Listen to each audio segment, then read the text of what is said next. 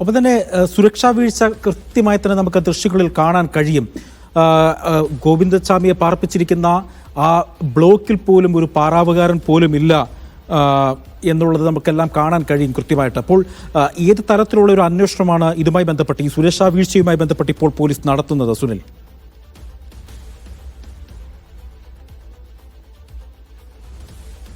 അതായത് 3 തരത്തിലുള്ള അന്വേഷണം ഈ സംഭവവുമായി ബന്ധപ്പെട്ട് നടക്കുന്നുണ്ട്. അതിലൊന്ന് ജയിൽ വകുപ്പ് നടത്തുന്ന അന്വേഷണമാണ്. അത് ഒരു ആഭ്യന്തര അന്വേഷണമാണ്. അത് നടന്നുകൊണ്ടേയിരിക്കുന്നുണ്ട്. അതിൻ്റെ ഒരു പ്രാഥമികമായ റിപ്പോർട്ട് കഴിഞ്ഞ ദിവസം ജയിൽ DIG കൈമാറുകയും ചെയ്തിട്ടുണ്ട്. മറ്റൊന്ന് പോലീസ് നടത്തുന്ന അന്വേഷണമാണ്. അത് കണ്ണൂർ ടൗൺ പോലീസ് നടത്തുന്ന അന്വേഷണം. അത് കണ്ണൂർ ജയിൽ സൂപ്രണ്ടിന്റെ പരാതിയിൽ ഗോവിന്ദസ്വാമി ജയിൽ ചാടി എന്ന പേരിൽ രജിസ്റ്റർ ചെയ്യപ്പെട്ടിട്ടുള്ള FIR ആണ്. ആ FIR-മായി ബന്ധപ്പെട്ടുകൊണ്ടുള്ള അന്വേഷണമാണ് ഒരു തരത്തിൽ നടക്കുന്നത്. അതിനിടയിലാണ് ഇന്നലെ ജയിൽ വകുപ്പിലെ സുരക്ഷാ വീഴ്ചയുമായി ബന്ധപ്പെട്ടുകൊണ്ട് മുഖ്യമന്ത്രി ഇന്നലെ ഒരു യോഗം വിളിച്ചു ചേർത്തിരുന്നു. ആ യോഗത്തിന്റെ തീരുമാനപ്രകാരം മുൻ DGP അലക്സാണ്ടർ ജേക്കബ് പുന്നൂസ് അടക്കമുള്ള ഒരു സംഘത്തെ, ഒരു 2 അംഗ സംഘത്തെ ഇതേക്കുറിച്ച് അന്വേഷിപ്പിക്കാനായി സർക്കാർ നിയോഗിച്ചിട്ടുണ്ട്. ആ സംഘത്തിന്റെ അന്വേഷണം മറുഭാഗത്ത് നടക്കുന്നുണ്ട്. അങ്ങനെ 3 തരത്തിലുള്ള അന്വേഷണം ഇതുമായി ബന്ധപ്പെട്ട് നടക്കുന്നുണ്ട്.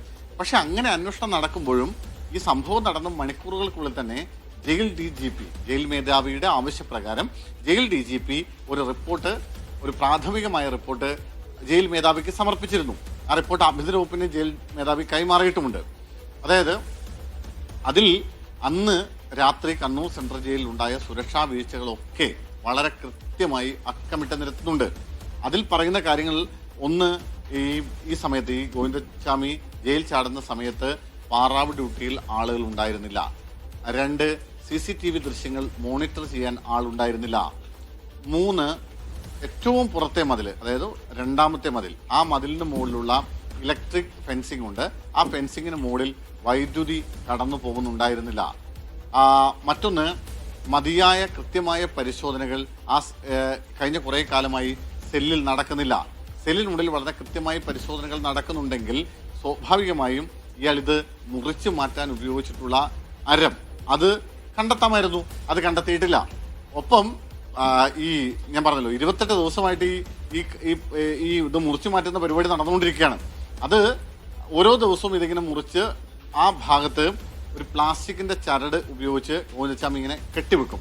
അതായത് പൊടുന്നനെ ജയിൽ ഉദ്യോഗസ്ഥരുടെ കണ്ണിൽ പെടാതിരിക്കാനായി. എന്തിന്? വെറുതെ ഈ ജയിലിന്റെ സെല്ലിൽ എന്തിന് പ്ലാസ്റ്റിക്കിന്റെ നൂല് കെട്ടിവെച്ചിരിക്കുന്നു എന്ന് അന്വേഷിക്കാൻ പോലുമുള്ള ആത്മാർത്ഥത ഈ ജയിൽ ഉദ്യോഗസ്ഥരുടെ ഭാഗത്ത് നിന്ന് ഉണ്ടായില്ല. ഇങ്ങനെ അതുമാത്രമല്ല, അന്ന് കൃത്യമായി ഉദ്യോഗസ്ഥർ അവിടെ ഉണ്ടായിരുന്നില്ല. അതായത് നിശ്ചയിക്കപ്പെട്ടിരുന്ന ഉദ്യോഗസ്ഥരടക്കം, ഡ്യൂട്ടിക്ക് അസൈൻ ചെയ്തിരുന്ന ഉദ്യോഗസ്ഥരടക്കമുള്ള ആളുകൾ അന്ന് ജയിലിൽ ഉണ്ടായിരുന്നില്ല.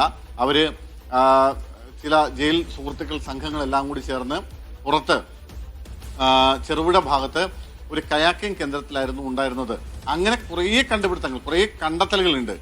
ഇനി ഗോവിന്ദസ്വാമിയുടെ കാര്യത്തിലേക്ക് വന്നാൽ, ഗോവിന്ദസ്വാമിയെ സംബന്ധിച്ച് ഗോവിന്ദസ്വാമി പുറത്തിറങ്ങുന്ന സമയത്ത് ജയിൽ വകുപ്പ് പുറത്തുവിടുന്ന ചിത്രം, ഏറ്റവും പുതിയ ചിത്രം എന്ന പേരിൽ പുറത്തുവിട്ടിരുന്ന ചിത്രം ഒരു ക്ലീൻ ഷേവ് ചെയ്ത ഒരു ആളുടെ ചിത്രമാണ്.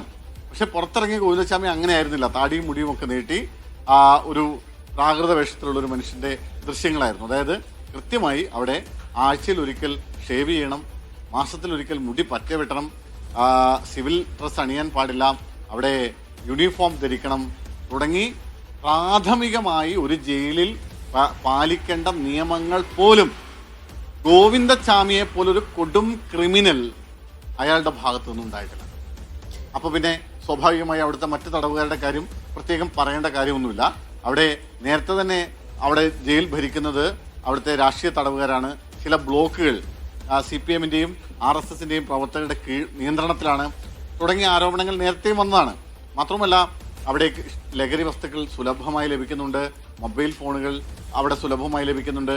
അത്തരം ആരോപണങ്ങൾ ഉണ്ടാവുന്നുണ്ട്. ആഴ്ചയിൽ ഒരിക്കലെങ്കിലും കണ്ണൂർ സെൻട്രൽ ജയിലിൽ നിന്ന് മൊബൈൽ ഫോണുകൾ പിടിച്ചെടുക്കുന്നുണ്ട്, ലഹരി വസ്തുക്കൾ പിടിച്ചെടുക്കുന്നുണ്ട്. മാത്രമല്ല, ചില പ്രത്യേക രാഷ്ട്രീയ പാർട്ടിയിൽപ്പെട്ട ആളുകൾക്ക് അവിടെ എല്ലാ തരത്തിലുള്ള സൗകര്യവും ഉദ്യോഗസ്ഥർ ചെയ്തു നൽകുന്നുണ്ട് തുടങ്ങി അനവധിയായ ആരോപണങ്ങൾ കണ്ണൂർ സെൻട്രൽ ജയിലിനെതിരെ നേരത്തെയും ഉയർന്നിട്ടുണ്ട്. ഒരു ഘട്ടത്തിലും പക്ഷേ കണ്ണൂർ സെൻട്രൽ ജയിലിൽ കൃത്യമായ ഒരു പരിശോധന നടത്താൻ തയ്യാറായിട്ടില്ല. മാത്രമല്ല പല ഉദ്യോഗസ്ഥരും അവിടുത്തെ രാഷ്ട്രീയ തടവുകാരെ ഭയന്നാണ് കണ്ണൂർ സെൻട്രൽ ജയിലിൽ മുന്നോട്ട് പോകുന്നത് പോലും. അതുകൊണ്ട് തന്നെ അത് മാത്രമല്ല, ഈ അടുത്ത കാലത്ത് വന്നൊരു സംഭവം എന്ന് പറയുന്നത്, ഈ വെള്ള വസ്ത്രമാണല്ലോ ജയിലിൽ സാധാരണഗതിയിൽ ധരിക്കേണ്ടത്. അതിന് പകരം ജയിലിൽ നിന്ന് കൊടുക്കുന്ന യൂണിഫോമിന് പകരം പുറത്തു നിന്ന് തടവുകാർക്ക് വെള്ള ലിനൻ തുണികളിൽ നെയ്തെടുത്തിട്ടുള്ള വസ്ത്രങ്ങൾ ചില രാഷ്ട്രീയ തടവുകാർക്ക് സെൻട്രൽ ജയിലിലേക്ക് കൊണ്ടുവന്ന് കൊടുക്കുന്നു എന്ന തരത്തിലുള്ള ആരോപണങ്ങളൊക്കെ ഉയർന്നിരുന്നു. അത് അങ്ങനെ പല ആരോപണങ്ങൾ പല ഘട്ടത്തിൽ കണ്ണൂർ സെൻട്രൽ ജയിലിനെതിരെ ഉയർന്നിട്ടുണ്ട്. ഈ ഗോവിന്ദചാമിയെ പോലെ ഒരാൾക്ക് ഈ ജയിലിൽ പാലിക്കേണ്ട പ്രാഥമികമായ നടപടിക്രമങ്ങൾ ഒന്നും പാലിക്കേണ്ടിയിരുന്നില്ല എങ്കിൽ സ്വാഭാവികമായും അവിടുത്തെ മറ്റു തടവുകാരുടെ അവസ്ഥ എന്തായിരിക്കുമെന്ന് നമുക്ക് കൃത്യമായി മനസ്സിലാവും. മാത്രമല്ല, ഗോവിന്ദചാമി തന്നെ പോലീസിന് കൊടുത്ത മൊഴിയിൽ പറയുന്നുണ്ട്, സെൻട്രൽ ജയിലിൽ ഇത് സുലഭമായി ധാരാളമായി കഞ്ചാവ് അടക്കമുള്ള ലഹരി പദാർത്ഥങ്ങൾ കിട്ടും, അതിനൊന്നും ഒരു കുഴപ്പമില്ല എന്ന് ഗോവിന്ദചാമി തന്നെ കൊടുത്ത മൊഴിയിലുണ്ട്. അതായത് കണ്ണൂർ സെൻട്രൽ ജയിൽ ഒരു ജയിലിൽ പാലിക്കേണ്ട ഒരു കാര്യങ്ങളും കണ്ണൂർ സെൻട്രൽ ജയിലിൽ നടക്കുന്നില്ല. വലിയ ഗുരുതരമായ പിഴവുകളാണ് കണ്ണൂർ സെൻട്രൽ ജയിലിൽ ഉണ്ടാവുന്നത് എന്ന ആരോപണങ്ങൾ ഉയർന്നു തുടങ്ങിയിട്ട് കാലമേറെയായി. അതായത് ഏതെങ്കിലും ഉദ്യോഗസ്ഥൻ ഏതെങ്കിലും തരത്തിൽ ഏതെങ്കിലും തടവുകാരനെ നിയന്ത്രിക്കാൻ ശ്രമിച്ചാൽ, അല്ലെങ്കിൽ ഏതെങ്കിലും തരത്തിൽ അയാളുടെ മേലെ ഒരു നിയന്ത്രണം ഏർപ്പെടുത്താൻ ശ്രമിച്ചാൽ രാഷ്ട്രീയ ഇടപെടലുകൾ ഉണ്ടാവുകയും അയാളെ സംബന്ധിച്ച് അതിൽ നിന്ന് പിന്നോട്ട് പോകേണ്ടി വരികയും ചെയ്യുന്നു.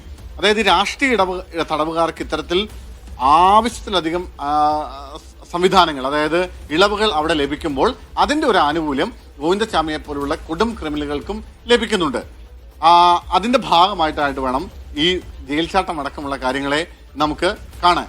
ജയിൽ ചാട്ടമായി ബന്ധപ്പെട്ടുള്ള CCTV ദൃശ്യങ്ങൾ പുറത്തേക്ക് വരുമ്പോഴാണ് നമുക്ക് മനസ്സിലാവുന്നത് കണ്ണൂർ സെൻട്രൽ ജയിലിൽ എത്രത്തോളം അലംഭാവം അവരുടെ ഉദ്യോഗസ്ഥരുടെ ഭാഗത്ത് നിന്ന് ഉണ്ടാവുന്നുണ്ട് എന്ന് തെളിയിക്കുന്ന വ്യക്തമായ ഒരു രേഖാചിത്രം എന്ന് നമുക്ക് ഈ CCTV ദൃശ്യങ്ങളെ വിശേഷിപ്പിക്കാൻ കഴിയും. അതായത് നീണ്ടു കിടക്കുന്ന, അതായത് ഗോവിന്ദചാമി ഊർന്നിറങ്ങുന്നത് 10B ബ്ലോക്കിൽ നിന്നാണ്. ആ 10B ബ്ലോക്കിന്റെ അങ്ങേ അറ്റം വരെ നമുക്ക് ആ CCTV ദൃശ്യങ്ങളിൽ വളരെ കൃത്യമായി വ്യക്തമായി കാണാൻ കഴിയുന്നുണ്ട്.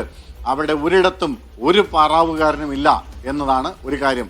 രണ്ടാമത്, ഗോവിന്ദചാമി പുറത്തിറങ്ങുമ്പോൾ ആ ബ്ലോക്കിന് പുറത്തു ഭാഗത്തായിട്ട് ഒരൊറ്റ പാറാവുകാർ പോലുമില്ല. മാത്രമല്ല, ഈ CCTV ദൃശ്യങ്ങളൊക്കെ വളരെ കൃത്യവും വ്യക്തവുമായി അവിടെ ജയിലിലെ മോണിറ്ററിലുണ്ട്. ആ മോണിറ്ററിൽ വരുന്ന ദൃശ്യങ്ങളിൽ ഒന്ന് നിരീക്ഷിക്കാൻ പോലും ആരും ഉണ്ടായിരുന്നില്ല, ഒരു ഉദ്യോഗസ്ഥനും ഉണ്ടായിരുന്നില്ല. ഒപ്പം ആലോചിച്ച് നോക്കൂ, അതായത് 3:40 ഗോവിന്ദചാമി ഏതാണ്ട് 3:45 പോലീസ് പറഞ്ഞത്. തീർച്ചയായും സുനിൽ, വളരെ ഞെട്ടിപ്പിക്കുന്ന ഒരു ദൃശ്യമാണ് ഇപ്പോൾ പുറത്ത് വന്നിരിക്കുന്നത്.